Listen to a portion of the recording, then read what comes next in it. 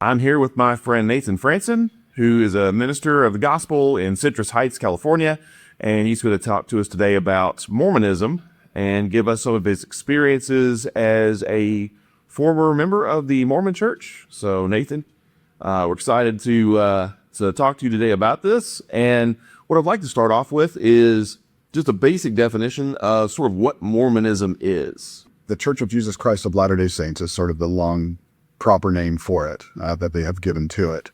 And it is founded on, from one man, Joseph Smith is the one that sort of came up with the concept of it. I mean, you won't find Mormon doctrine prior to the 1800s. And so, some of it differs, with some from the Bible, but it's a religious group. It's an organization. They've got a hierarchy of sorts. And so they start with their, after Joseph Smith left, and he was what they believe was a modern day prophet. And so once he died, they had another man step into his shoes, and then he became the next prophet or the current president of the Mormon Church. And then, and so just, every time that someone had passed away, another person would take their place. And that's happened all the way up to the present. And so they've got a modern day president or prophet that they believe is a prophet, and they believe he communes with God, and he is able to set laws. He's able to change doctrine, and their doctrine has changed over time at the authority of this president. And so the president, and so the president or the modern prophet has two men that kind of flank him. He has a first and second counselor. And then there's groups underneath them. You've got the Quorum of the 70. You've got, they believe that there are still modern day apostles. And so they assign 12 men as their apostles today.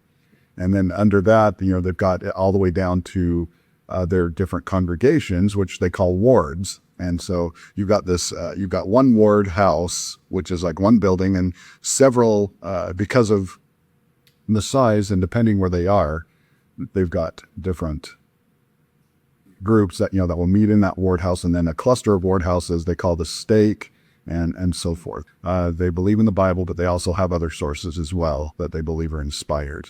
In terms of evangelism or proselytism, what does that look like? Okay, so they've got missionaries. They've got a lot of missionaries, and they are trained in Provo, Utah, at the Missionary Training Center right there. And so they'll go and get so many weeks or months of training to know how to engage in different conversations, how to start it. They've got a manual that they use for how to direct conversations and where to take them and so forth. They'll learn foreign languages there if they're called. Now the difference with their kind of evangelism and probably what we're used to is that we get to choose where we go, and we can, when we see a need somewhere, or if we see a congregation that might need some help, whether it be domestically or overseas, we get to choose. They don't do that. The church headquarters decides where they go, and they're always keeping to watch on these different areas that are probably that have gaps, or they need more there, whatever the case might be. And so when you put in your papers to go on your Mormon mission, and the church headquarters decide that you're going to go here or here, and so you might be going just a state away, or you might be going on the other side of the world. It depends on their need or what they see as that need. But they do go house to house. They have send their missionaries out, and it's two missionaries at a time. They're two males or two females. The males are typically out for about 2 years, and the females for a year and a half. And so they'll cover so much territory. But yeah, that's how they will evangelize normally. So let's say somebody comes to my house. I say, hey man, this sounds really, really neat. How do I learn more about this? What does the process of conversion look like?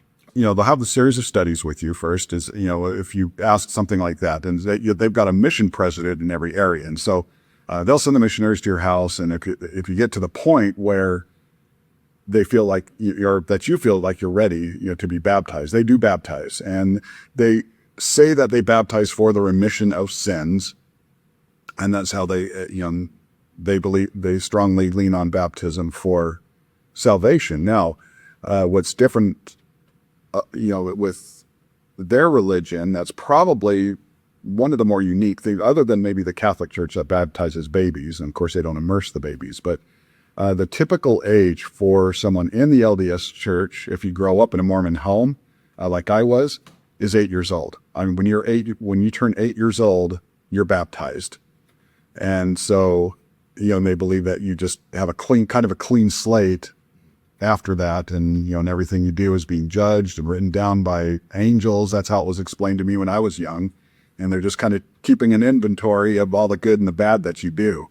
Now, if if they evangelize you, if they, and you're ready, they'll baptize you. I guess you don't really get to a lot of the fun stuff at the firsts. There's sort of my understanding is there's sort of a generic, yes, we believe in Jesus. Yeah. This is the church. We're just restoring the church. Right. And so, but there's more interesting things that come along a little bit later. Especially with, as you get into what they believe is the beginning of the LDS Church. This is, the story or their history of it is that Joseph Smith was about 14 years old. And what was interesting, pause right there, Smith and his family he grew up in a Methodist home, and they left the Methodist Church.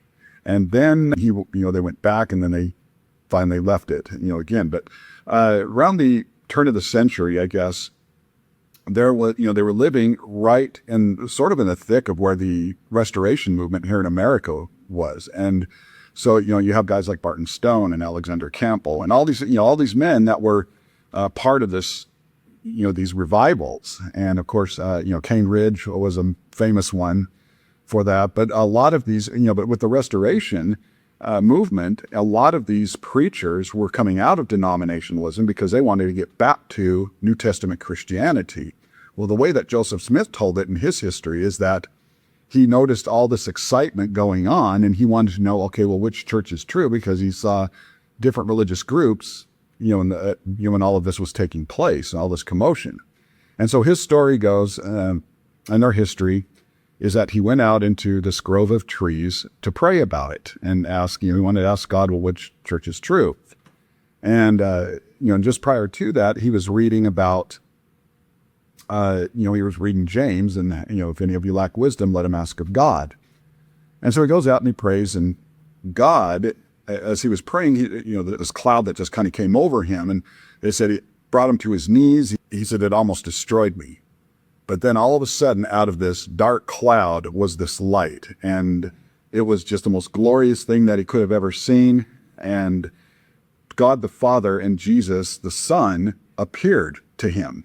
And they appeared in, as men, because they believe that God and Jesus have fleshly bodies as we do in heaven. Now, they call it spiritual flesh, and there's a couple of different terms for it, but they ultimately believe that they are figures like we are. And so God the Father and Jesus appeared to him, and Joseph asks them, which church is true? And they tell him, no, none of the churches are true. Don't join any of them. We're going to show you the one true church. Now, the reason for that is they tell Joseph, according to him, about this great apostasy. And that's what they call the great apostasy, is where all the doctrine or all the churches, the right churches, are off the face of the earth. That there's nothing right on the earth. Everybody after that first century had apostatized and left, and the doctrine, everything was gone. And so they tell him, we want you to restore the one true church. Now he's 14 years old at this time, or he claims to be, or that's when he made this claim as a teenager. And so he says, okay, and he goes back to his family and he tells them what happened. And, some time passes, and then he's visited by this angel. And the angel would be Moroni. And if you ever look on the top of the LDS temple, you'll notice a gold figure up there with a trumpet. And that's a depiction of what they believe is Moroni, the angel that appeared to him. And so he was going to help him restore the one true church. Well, Moroni tells him there's a hill that I want you to go and dig up these gold plates. And the gold plates has this language on it called Reformed Egyptian. Reformed Egyptian So Joseph goes and he digs up the plates, and he has this huge gold tablet, or whatever and stuff. He, by inspiration, is able to translate that reformed Egyptian language into what today is known as the Book of Mormon. And then after that, the place disappeared, and he was able to publish the Book of Mormon and so forth. Okay, so by making additional scripture, there are going to be some differences. Right. And so what kind of differences are there between Mormonism and biblical or New Testament Christianity? Okay, so yeah, there are definitely some differences. One is the plan of salvation. The plan of salvation is very different than what you'll read in the Bible. They believe that we were these pre-existing beings, that God, and that's the other one that's a big difference, is their concept of God and the nature of God. Maybe I should start there first. So their idea of God is different in that they don't believe that God really is an eternal being for all, from all time to all time. They believe that God was an exalted man, like we are, or like we could become, and he was so righteous that his God made him a god, and then he would serve on this council with all these gods.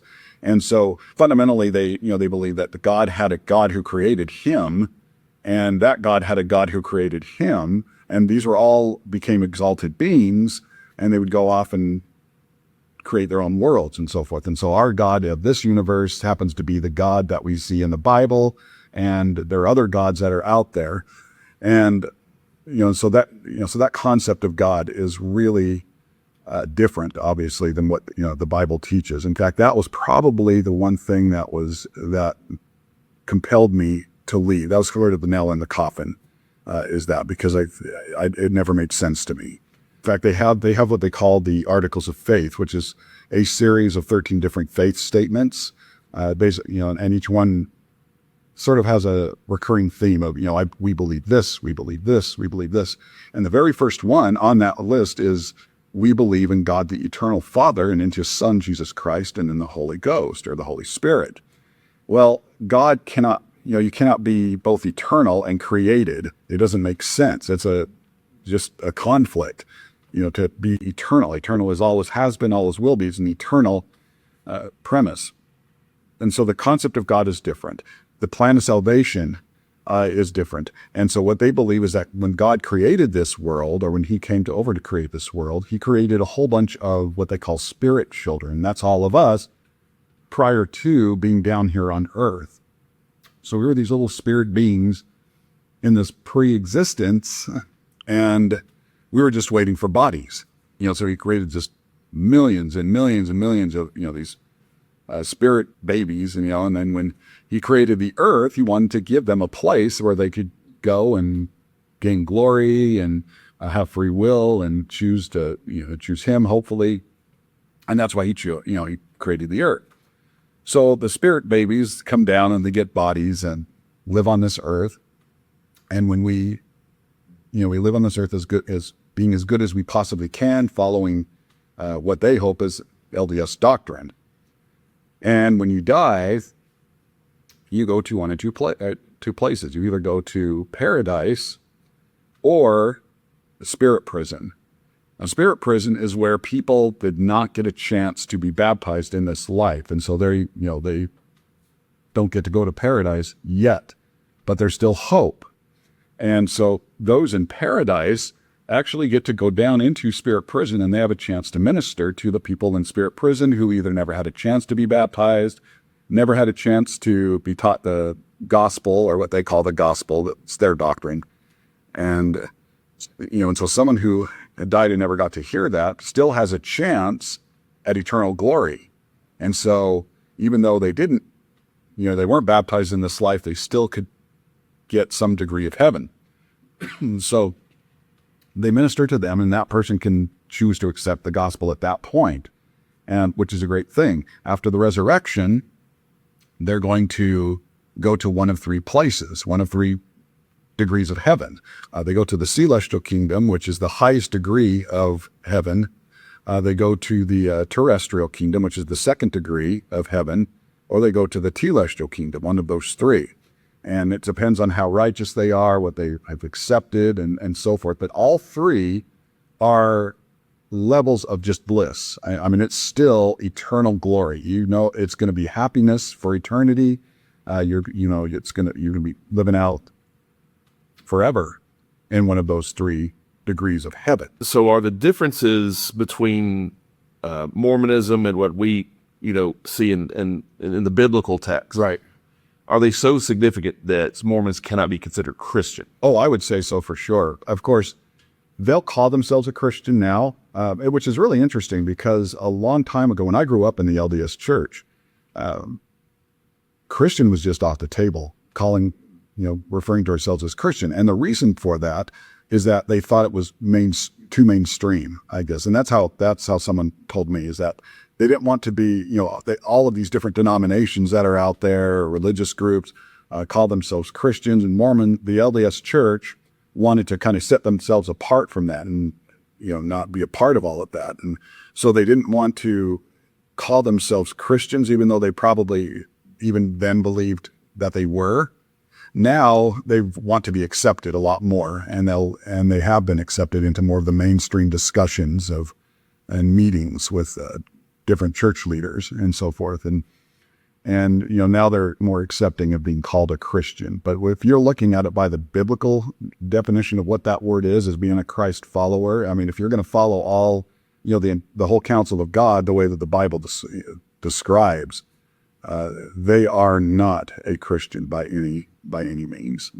Do you think that the move toward trying to see Mormonism as a Christian denomination and Mormons as Christians, is that a move away from the general perception that Mormonism is a cult? Yes. Oh, for sure. I mean, when you look at the definition of a cult, it's got a human head. And that's how Mormonism has always operated. I mean, they wouldn't even be around if it wasn't for Joseph Smith. It's not like someone else was searching, or that this doctrine, that the doctrine was brought up. I mean, you see, a lot of the times, and as like in archaeology, you'll see different works that are found, and you can say, oh, these people believe this at this time, and you have documents or scrolls or something that to sort of verify that. And so it's not like the doctrine just surfaced until Joseph Smith did what he did. He's the one that founded Mormonism. He's the one that came up with the concept of the Book of Mormon. He's the one that brought in the Doctrine and Covenants and the Pearl of Great Price, which is two works they believe are inspired. And so he was that head. And then when he died and another head stepped in, it's always been under a human head. They have followed, and the prophets, whatever the prophet says, is authority. They will believe him, whatever he says. I mean, they've changed through the years a lot of different doctrine and doctrinal practices at his command. And and of course he'll claim that he was visited by God. They believe that the prophets can go into the innermost part of the temple, and that Christ, as it was described to me, Christ appears to him, he talks to him, and that's how they're able to change different things. And they can amend different commands and so forth that were set years ago. So it just keeps changing. They believe in modern day revelation, and by definition, it's a cult. And what was really interesting, and of course they will dispute that and say that a lot of that is just propaganda. With when you start getting into that territory. But it was interesting. I was several years ago, I was looking at, there was a documentary about a different cult, on television. And I got curious, and I started looking at the characteristics. I started researching the characteristics of a cult and what people go through. And, generally when people think of a cult, they're looking at David Koresh or Jim Jones or something like that. There's no Kool-Aid that they're drinking or anything like that. But you look at the characteristics of what people go through and how they're treated and what's expected of them. And it really, they get personal. And I just went down the list of all these different characteristics. And I thought, wow, I went through that, and I went through that, and I went through that. And I mean, it was almost textbook, but I didn't realize it at the time. Most of them don't. And most of them probably live their whole life, for those who haven't left, in being okay with that, because they don't see it, because they have been so swayed or manipulated. I mean,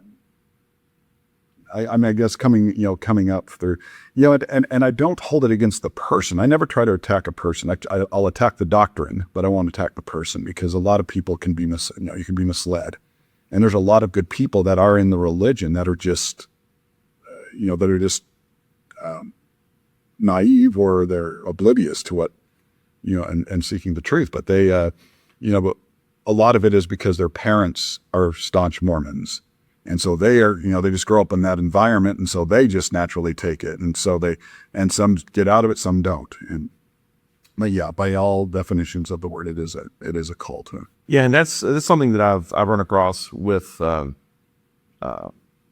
more examples of Mormon apologists on TikTok and YouTube, is that they seem very genuine. They seem like very nice people. They seem genuinely interested in following Jesus as they understand him. Right. And so there's a lot of, I think, sincerity there, but it does seem that it's difficult to get away from some of those characteristics, like how are people who leave Mormonism treated? Right. That's a big one right there. It's like shunning and that kind of thing. Yeah, there's probably different stories, different intensities of it. I was fortunate. I didn't, the worst that I had was, like, I lost a lot of friends. I just stopped calling. I stopped getting invited to things.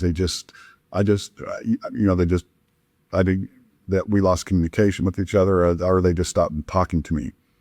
There are accounts, though, of some really intense abuse, physical abuse, emotional abuse, where husbands to wives, or different people that just will attack others, and it gets really, it gets really pretty intense with with what happens to them. And that's typical cult-like mentality. When you leave that and decide that you don't want to have any part of that, all of a sudden you are the worst person they possibly could see, and they will attack you rather than what you believe, or the things that you stood for. I've been called every name in the book by the LDS Church since leaving it. I'm a heretic to them, and I've been called that a couple of times, and told that I'm going to go to hell and not get out of it. And so that's normal. That seems to be something that seems like it's